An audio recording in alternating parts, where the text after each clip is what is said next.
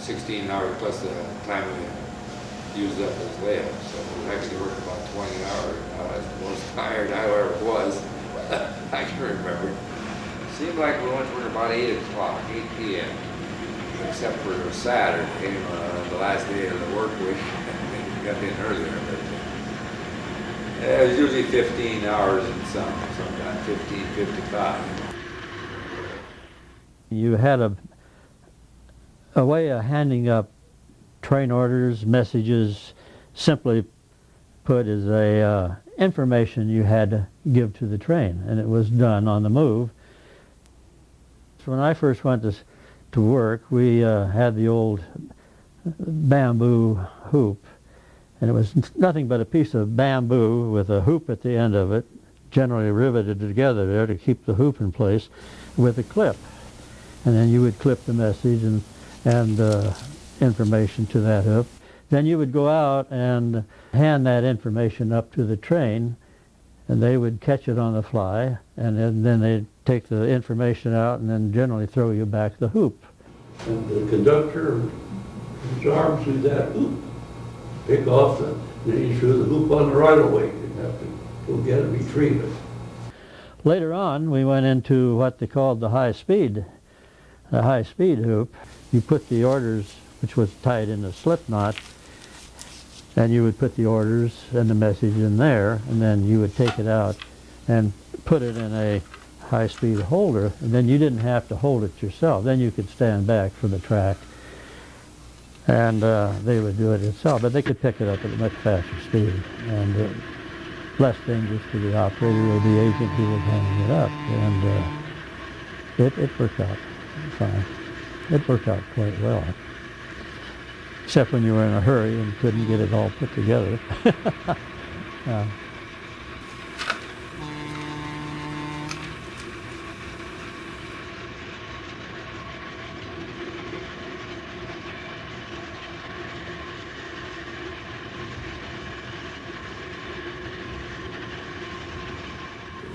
Boxcar went by, and there was the most confusion you could ever believe. And he stopped the train and went back and opened the door, and a deer just went sailing right out over his head into the ditch. And of course, he went back to the caboose then and rode the rest of the way into the caboose. He was telling us about it. And of course, Roy Craig, and I knew that they had popped a deer on the head in the Cedar Falls yard and stuck it in there thinking it was dead, and that baby wasn't dead at all. We were going towards Monroe. We had a wet-nosed mallee somewhere around Duval. All of a sudden there was a big cloud of steam on the engineer's side from the front engine, and Joe, he didn't slow down or nothing. He knew what had happened. It knocked out the cylinder on the low-pressure cylinder on the inside. I think I was carrying water a little too high and slopped over. Derailment is not that big a deal. It happened occasionally, you know. Most of the time, you wrecked your cars, no one was hurt. Something you got used to, unfortunately. That was empty log flats being brought into Cedar Falls off of the Everett line.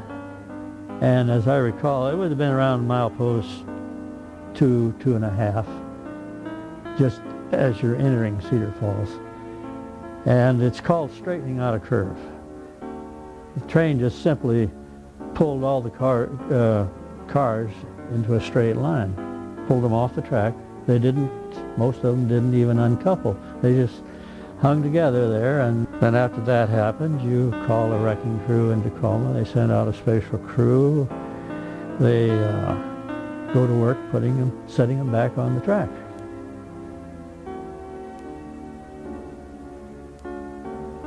A lot of time you had the mountain wind that was coming off the passes, and when you did have snow, it would drift, you know, and a lot of times you couldn't even see the track.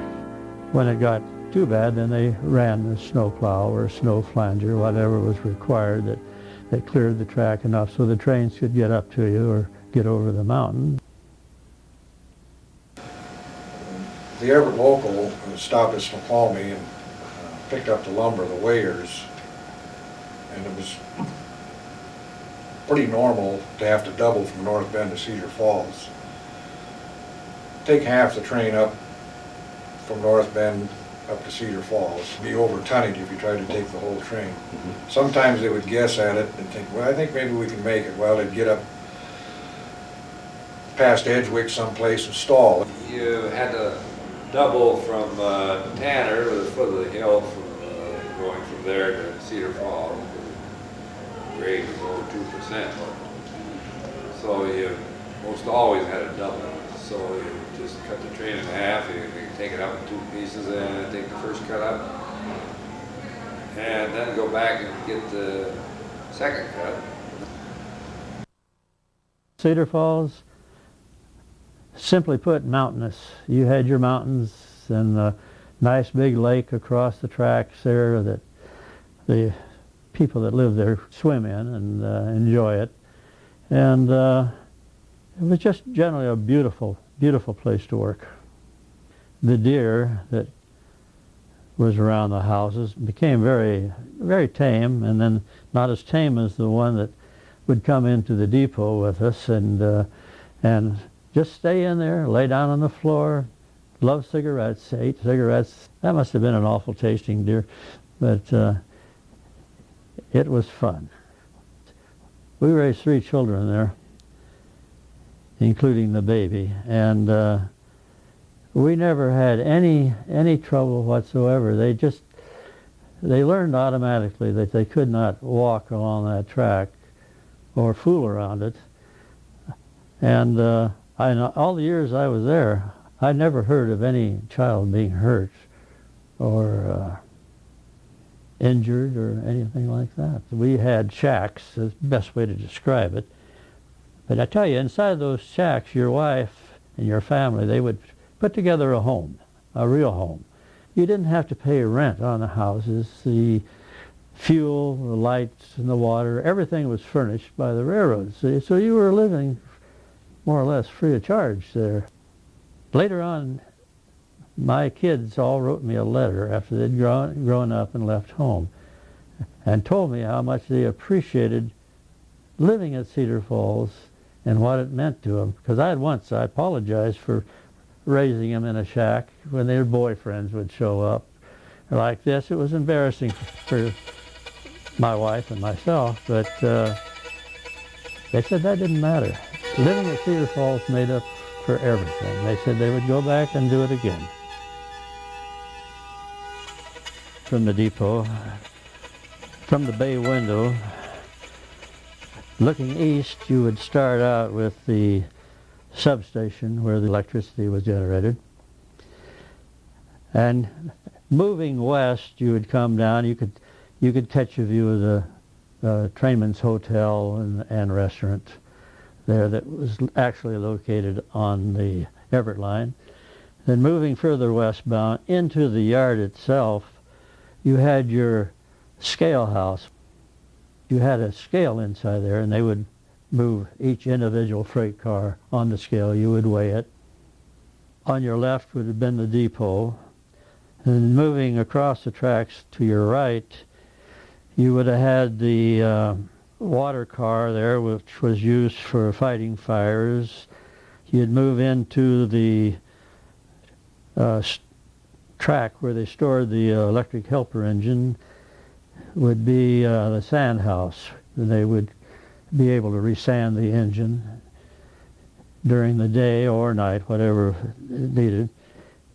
And then down a little further would have been the building for the car department where the car foreman worked. And his name was Dan Sokolowski.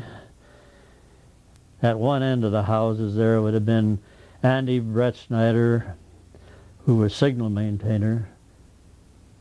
Moving on to Cecil Gilhart was the roadmaster. Next to Gilhart would have been the assistant roadmaster, Jimmy Coots. Next to him, you would have Claude Mitchell.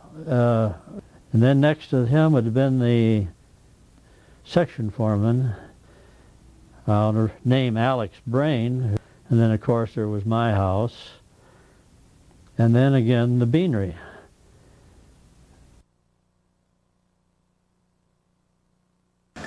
I loved railroading, and I hated to quit. But it's one of those, you can't keep it up forever.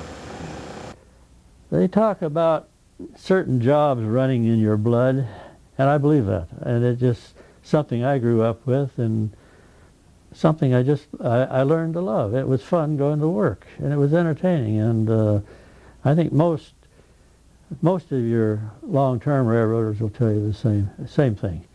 It was a good job, real good job.